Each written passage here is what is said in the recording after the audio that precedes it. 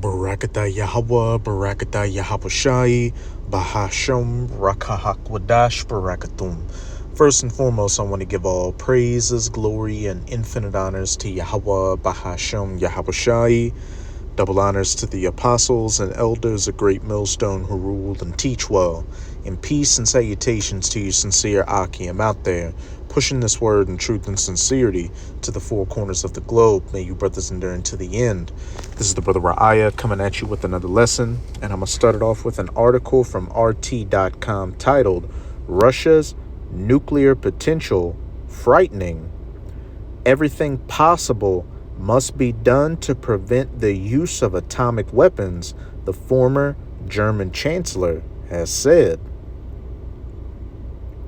The parties involved in the Ukraine conflict must do everything in their power to prevent the use of nuclear weapons, former German Chancellor Angela Merkel has warned. But hey, that is not going to happen because that is not a part of biblical prophecy. But what is a part of biblical prophecy is for World War III to take place and for nuclear missiles to be shot to the ends of the earth. This is Revelation chapter 9, verse 12. One woe or destruction is past, referring to World War I. And behold, there come two woes more hereafter, World War II and World War III, which, for all intents and purposes, you can say that we're in the beginning of World War III. But what it's going to culminate into is the use of nuclear weapons. This is 2 Peter chapter 3. I'm going to start at verse 10. But the day of the Lord will come as a thief in the night, in the which the heavens shall pass away with a great noise, and the elements shall melt with fervent heat. The earth also and the works that are therein shall be burned up. And it's going to be those nuclear missiles that are going to melt the elements of the earth and burn up the works in them with fervent heat, and also cause these current heavens of the heathens, chiefly of the biblical Edomites, of these so-called white people, to pass away. Because in the scriptures, heaven and hell can be symbolic for a condition. Heaven when you're in rulership, and hell when, of course, you're at the bottom, which is exactly where the children of Israel, or you so-called Negroes, Latinos, and Native Americans are. But once these nukes start flying, hey, that's the end of this age of the Gentiles, the heathens ruling, and the beginning of the age to come of the children of Israel ruling in the kingdom of heaven for eternity. Verse 11, seeing then that all these things shall be dissolved, what manner of persons ought ye to be in all holy conversation and godliness? And if you're of the hopeful elect of the nation of Israel that can understand, the words of the prophets through these video epistles, and, the men of the Lord out on the highways and byways preaching this word, hey, you should be rejoicing with all this talk of World War III and nuclear weapons, because that goes to show that our salvation is nearer than when we believed.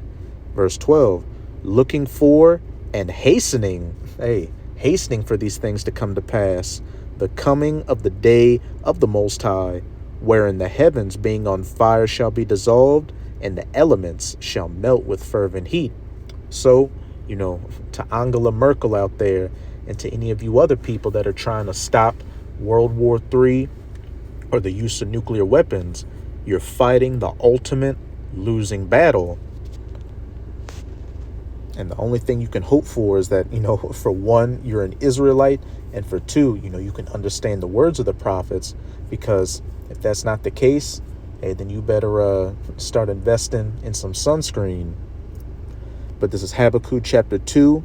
I'm going to read verses 1 to 3. And I will stand upon my watch and set me upon the tower, and will watch to see what he will say unto me, and what I shall answer when I am reproved.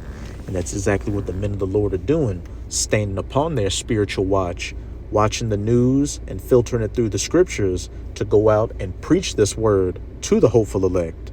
And Yahweh answered me and said, write the vision and make it plain upon tables, that he may run that readeth it. preaching this word. So again, the hopeful elect can hear this word and what?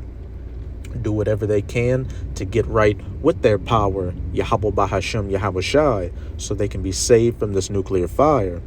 Verse 3, for the vision is yet for an appointed time, but at the end it shall speak and not lie.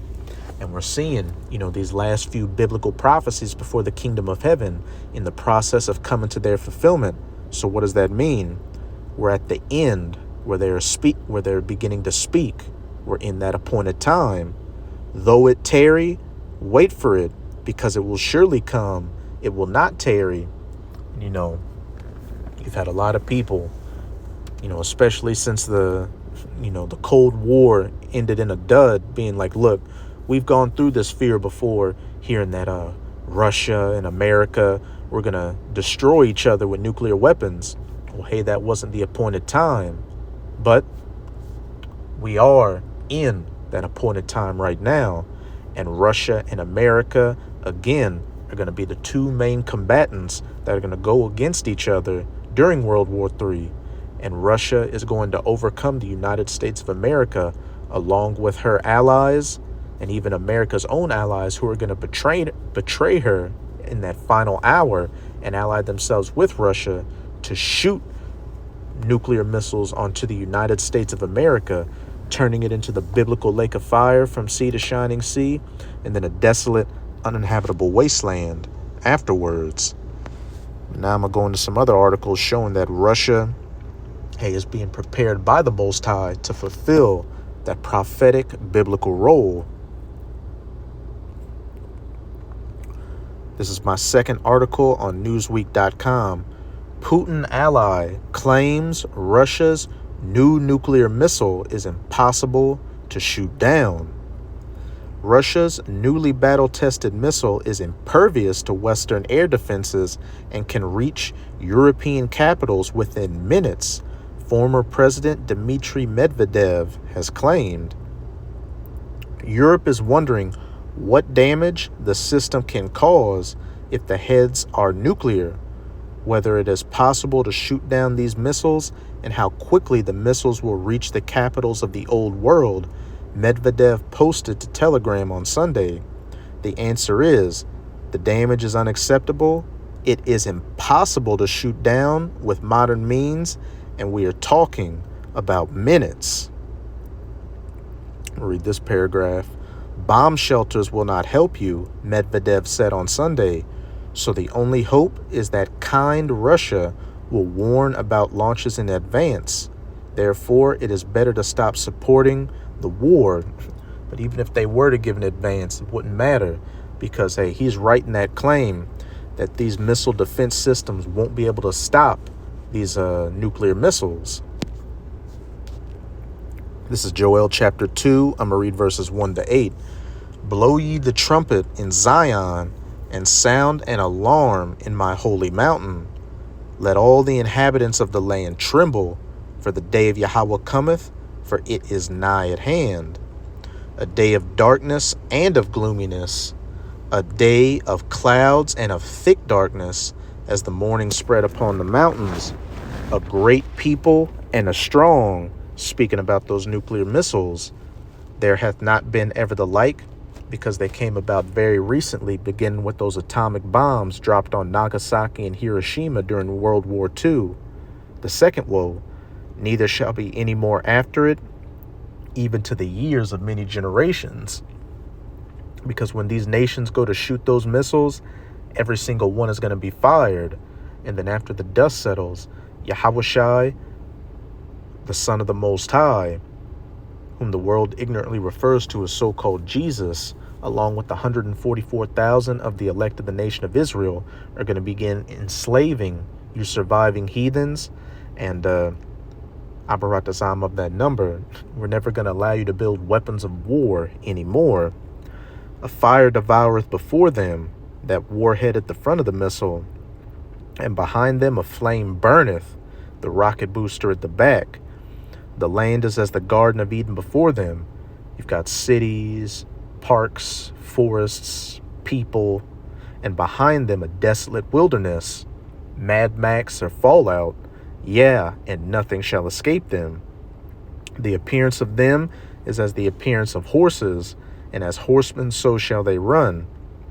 Like the noise of chariots on the tops of mountains shall they leap, like the noise of a flame of fire that devoureth the stubble, as a strong people set in battle array. Before their faces the people shall be much pained, all faces shall gather blackness. Hey, these people getting burnt to a crisp by those nuclear missiles. Here's the main point I wanted to get to. They shall run like mighty men.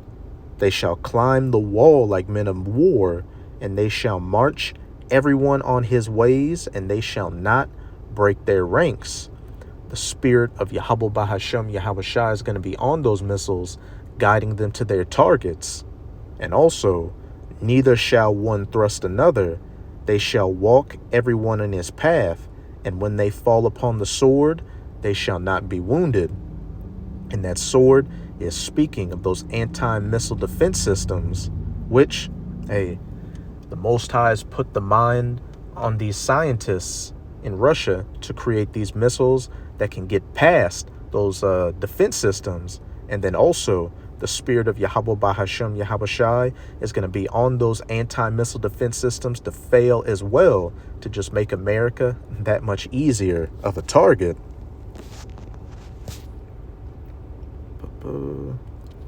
X some of these out.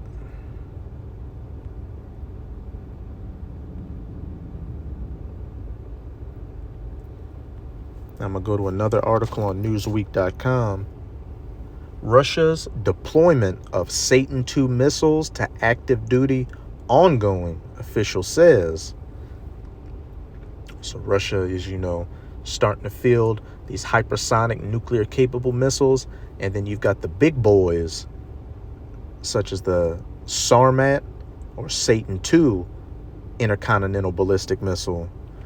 Russia is pushing forward with the deployment of its RS-28 Sarmat intercontinental ballistic missile, also known as Satan II, despite facing challenges and setbacks, including failed tests, according to Russia's TASS news agency.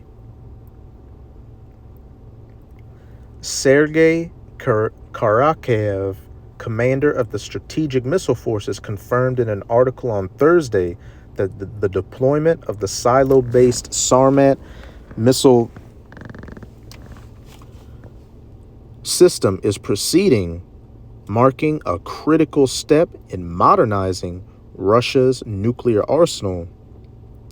Today, the SMF has integrated fifth-generation missile complexes, Yars and Avangard, into its combat lineup, while work is ongoing in deploying the latest silo-based Sarmat missile system with a heavy liquid-fueled missile, Karakev said.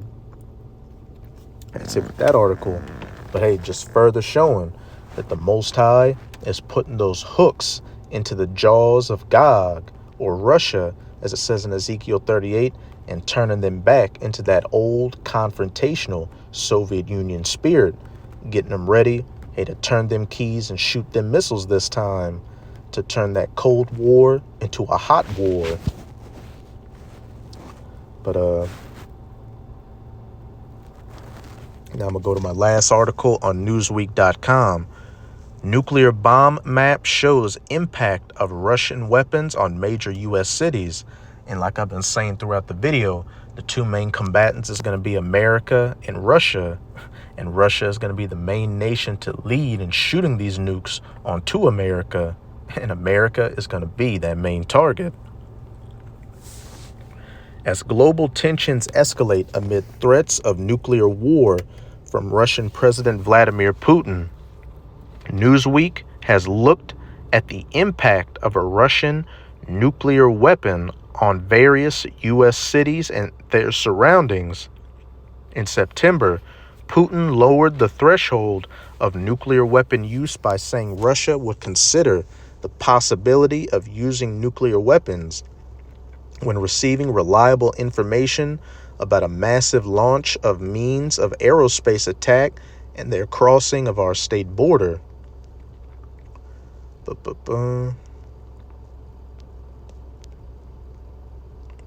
Newsweek used maps produced by Alex Wellerstein, a professor and a historian of nuclear technology, to assess what the impact would be if Moscow attacked with its R-36M2, also known as the SS-18 Satan. And, we just read about Russia, with their ongoing deployment of the Satan II ICBM, one of the largest and most powerful heavy intercontinental ballistic missiles ever built. It can yield the equivalent of 20 megatons, 20,000 kilotons of TNT explosives, and has a range of up to 10,000 miles. An estimated 1,638,140 people would die in Washington, 5,458,130 in New York, and 2,758,790 in Los Angeles. The fireball radius, inner yellow circle, in which everything would be vaporized by intense heat rising to millions of degrees Fahrenheit, would reach about 15.1 square miles. The more moderate blast damage radius, inner gray circle, covering 442 square miles of the blast, would probably, would destroy residential buildings and probably cause widespread fires. Anyone, Slovakia, within 2,360 square miles of the explosion, the thermal radiation radius, the wider orange circle, would be at risk of suffering third-degree burns throughout the skin, often painless because they destroy the pain nerves. Well, that makes it better. At least if you get third-degree burns, you won't feel it, which can cause severe scarring, disablement, and require amputation. This is Zechariah chapter 14, verse 12. And this shall be the plague wherewith Yahweh will smite all the people that have fought against Jerusalem. And Jerusalem is a people before it's a place. So all these heathen nations that have come against the children of Israel, and at the head of that list are you Edomites, especially in America. Their flesh shall consume away while they stand upon their feet, and their eyes shall consume away in their holes, and their tongue shall consume away in their mouth. Hey, all people shall gather blackness, as it said back in Joel chapter 2. These people getting burnt up by those nuclear missiles, in their flesh melting off their bones, as Tulsi Gabbard said in a Fox News interview I watched a couple of years ago. That Sarah Connor treatment, which is a perfect visual representation of this precept right here.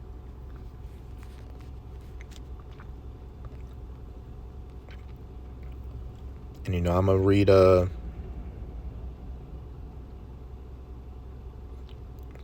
it's going through different cities, and for the statistics I'm just gonna read the estimated deaths from those missiles. In Washington D.C., 1,638,140 would die. In New York, 5,458,130 deaths. Los Angeles, 2,758,790 deaths. Chicago,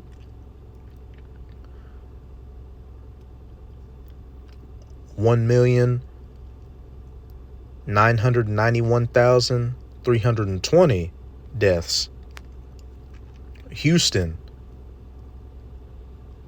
1,238,500 deaths. Phoenix, 972,050 deaths. Philadelphia, 1,657,670 deaths. San Antonio,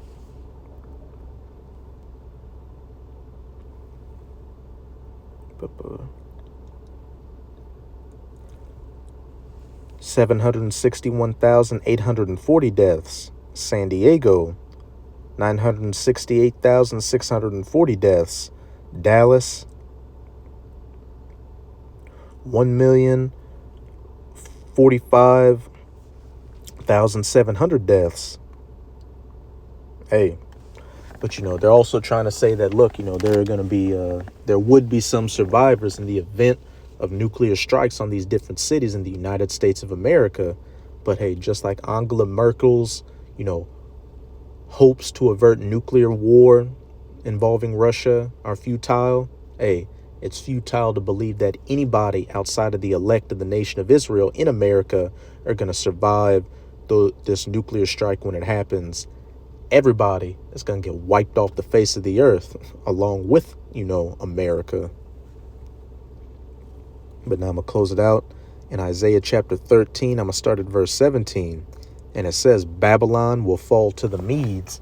And this isn't talking about the ancient Neo-Babylonian Empire or the ancient Medes. This is talking about the virgin daughter of Babylon, Babylon the Great, which is America, and the spiritual Medes, the Russians. Behold, I will stir up the Medes against them, which shall not regard silver, and as for gold, they shall not delight in it. And we can already see the Russians, through BRICS, are pivoting away, from the U.S. dollar IMF system. And when the time comes to turn those keys and shoot those nukes, no peace talks, weapons bans, or anything like that will stop them. Their bows also shall dash the young men to pieces. And that's talking about, the silos and other launch platforms for those missiles. Because, bows shoot arrows. And in the scriptures, the missiles are symbolically referred to as, arrows, spears, and flying swords. Because that's the best way the prophets could describe these weapons when they had these visions thousands of years ago. And they shall have, their bows also shall dash the young men to pieces, and they shall have no pity on the fruit of the womb. Their eyes shall not spare children. Hey, these missiles are going to be the ultimate form of equality, because they're not going to discriminate from the young or the old, the women, the children, etc., etc. And Babylon, America, the glory of kingdoms, the beauty of the Chaldees' excellency, shall be as when the Most High overthrew Sodom and Gomorrah. And America is also known as spiritual Sodom, as pursuant to Revelation 11, verse 8. And it's going to get judged just like ancient Sodom was, with fire and brimstone from the sky. But, this is going to be that nuclear fire and brimstone. It shall never be inhabited, neither shall it be dwelt in from generation to generation. Neither shall the Arabian pitch tent there, neither shall the shepherds make their fold there. So, hey, there goes any hopes of survivors in America once these nukes hit. But wild beasts of the desert shall lie there, and their houses shall be full of doleful creatures, and owls shall dwell there, and satyrs shall dance there. And the wild beasts of the islands shall cry in their desolate houses, and dragons in their pleasant palaces. And her time is near to come, and her days shall not be prolonged. Though it tarry, wait for it will surely come. It will not tarry. And we can clearly see we are living in these times with all this talk of World War III and nuclear weapons and Russia becoming mainstream talking points. And again, once those nuclear missiles hit this place, it's going to turn it into the biblical lake of fire, and then a desolate, uninhabitable wasteland where man, woman, or child will never set foot on ever again. And after a time, only harsh desert creatures are going to be able to dwell here. And this just goes to show this isn't talking about ancient Babylon, which is modern day Iraq, because people are dwelling there as we speak. But that's it with this video. With this video, I hope you sincere Akim and Akwath were edified. Just keep strong. As we can clearly see, we are almost out of this final wicked captivity of the heathen nations, chiefly of the Edomites. And as always, I'm going to say Abad Babal, Kwam Yasharallah, And until next time, shalom.